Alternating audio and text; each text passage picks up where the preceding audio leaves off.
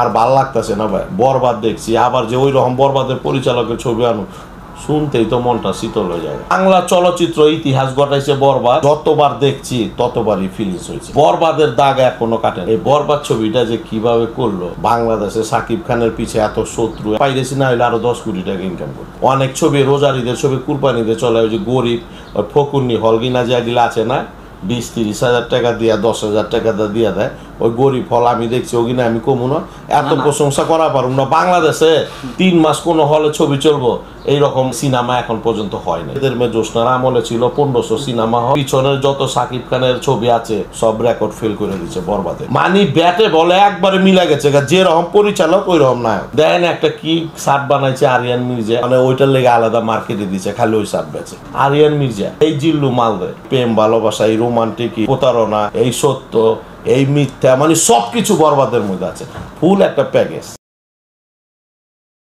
বরবাদ movie যে record করছে বাংলাদেশে, ফিল্ম ইন্ডাস্ট্রিকে পুরো চেঞ্জ করে দিছে। যারা শাকিব খানের মুভি আগে না দেখতো তারাও এখন শাকিব খানের মুভি দেখে। এই ব্যাপারে যদি আপনি কিছু বলেন। বরবাদ তো বরবাদ করে দিয়ে গেছে। এখন নেক্সটে মেহেদী হাসান হৃদয়ের বাইরে বলুন, নেক্সটে যে ছবিটা বানাইবো, এই নেক্সটে ছবিটা খুব দূরত্ব কাজ ধরে, সময় খুব শর্ট নিয়ে কাজ করলে জিনিস ভালো হয় না।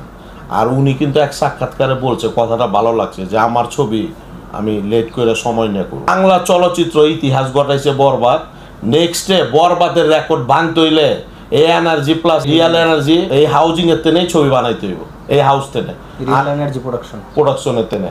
আর কোনো দ্বিতীয় কোনো ব্যক্তি নাই। এই বরবাদের রেকর্ড ভাঙবার হইলে এই বরবাদের পরিচালক দেয় ছবি বানায় রেকর্ড ভাঙতে হইব। আর আমি কেউ আশা করি না, অন্তত বরবাদ দেখে যা বুঝছি, বাংলা চলচ্চিত্রের যে একটা যে বাজেট থাকে, সব কিছু ভরপুর বাজেট বরবাদের মধ্যে দিছে। আর যতবার দেখছি ততবারই ফিলিংস হয়েছে। বরবাদের দাগ এখনো কাটে নাই। সিনেমা হলে কয়বার দেখছেন বরবাদ? 4বার। 4বার এক ছবি, এত ভালো লাগছে? খালি ভালো লাগছে নাকি ভাই, এখনো তো বরবাদের ফিলিংস আছে, এখনো কে আছে জানে। আমি মাঝে মধ্যে এখনো 5 মিনিট 10 মিনিট সিন গিনা যে আছে, এগিনা আমি টিভিতে দেখি, ইউটিউবে দেখি, পাই, এখনো ভালো লাগে। এই বরবাদ ছবিটা যে কিভাবে করলো, আরে আমারও অনেক ধন্যবাদ। তাহারিয়ার আক্তার সুমি ম্যাডাম, তার কলজা বড়, এত বড় একটা ঝুঁকি লইছে। বাংলাদেশে সাকিব খানের পিছে এত শত্রু, এত এন্টি, এই পাইরেসি করে দেয় ছবি। এই যে তাণ্ডবে পাইরেসি করে দিছে, বরবাদে পাইরেসি করে দিছে। পাইরেসি না করার পরও ছবি চলছে। আর যদি পাইরেসি না করতো, কত কোটি টাকা যে কামাইতো হিসাব নেই, 600 কোটি টাকা কামাইতো এই বরবাদ ছবি। আপনার কি মনে হয় বরবাদ যদি পাইরেসি না করতো এখন ওই বরবাদ মুভি হলে চলতো? না, এখন চলবো কিনা জানি না, তবে পাইরেসি না হলে আরো 10 কোটি টাকা ইনকাম করতো। বরবাদ কিন্তু এই ঈদেও চলছে, এটা কি জানেন? ওইটা বাংলাদেশের অনেক ছবি চলে। বরবাদ যে চলছে এটা আমি বলুম না, আমি নিজেও দেখছি অনেক ছবি রোজারিদের ছবি কুরবানিতে চলে, ওই যে গরিব ফকুন্নি হলগিনা যেগুলো আছে না, 20-30 হাজার টাকা দিয়া 10,000 টাকা দিয়া দেয়, ওই গরিব হল আমি দেখছি ওগিনা আমি কমু না, এত প্রশংসা করা পারুম না। বাংলাদেশে 3 মাস কোনো হলে ছবি চলবো এইরকম সিনেমা এখন পর্যন্ত হয় না, যে 3 মাস চলবো। ওগিনা বেদের মেয়ে জোসনার আমলে ছিল 1500 সিনেমা হল, ঘুরা ঘুরা চলছে। আর মানুষের হাতে এত মোবাইল আচলো না, এত ইউটিউব আচলো না, মানে সব কিছু হাতের না গেলে নেটে মেটে ছবি দেখে এলায়, ওই দিন আর ওখানে ফিরত পাবো না। কিন্তু যা আছে এর মধ্যে বরবাদ হইল বেস্ট। আমি মনে করি পিছনের যত সাকিব খানের ছবি আছে এই জীবনে করছে, সব রেকর্ড ফেল করে দিচ্ছে বরবাদে। আর বিশেষ করে ওর অভিনয় আরও ফেল করছে। মানি ব্যাটে বলে একবারে মিলা গেছে, যেরকম পরিচালক ওই রকম নায়ক, মানে দুইটাই। আবার প্রযোজক, কারণ প্রযোজকের তো অবদান অবশ্যই আছে, কারণ এত টাকা নগ্নি করছে। এই নগ্নি তো মনে করেন অনেক মানুষ সাহস পাইব না। সারি আক্তার সুমিরে তো ধন্যবাদ দিলাম আমি। উনিকে বলুক জানি সময় না খুব দূরত্ব এই ছবিটা কাজ চালু করে। এটা আমি আপনার ইউটিউবে আমি আপনার সাক্ষাৎকারে আমি বললাম জানি এরা তাড়াতাড়ি কাজটা চালু করে, কারণ আর ভাল লাগতেছে না ভাই। বরবাদ দেখছি আবার যে ওই রকম বরবাদের পরিচালকের ছবি আনো, শুনতেই তো মনটা শীতল হয়ে যায়।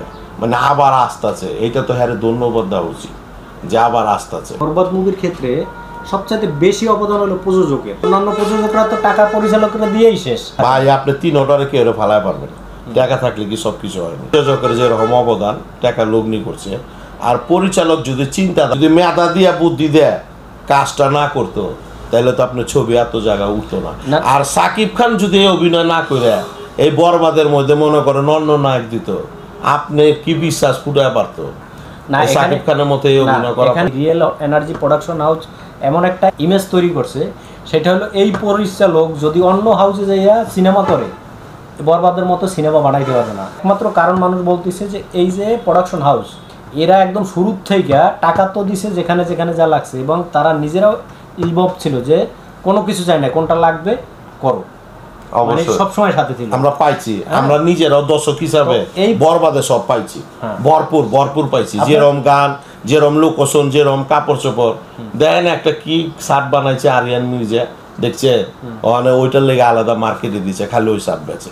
এই যে হেন্দা দেখছে, হ্যাঁ আরিয়ান মির্জা নামটা কি, যত সুন্দর নাম থাক, মানে যত সুন্দর নাম থাক, ছবি যত সুন্দর হোক, এগিয়ে লয়ে নাম লয়ে কিন্তু আলোচনা হয় না।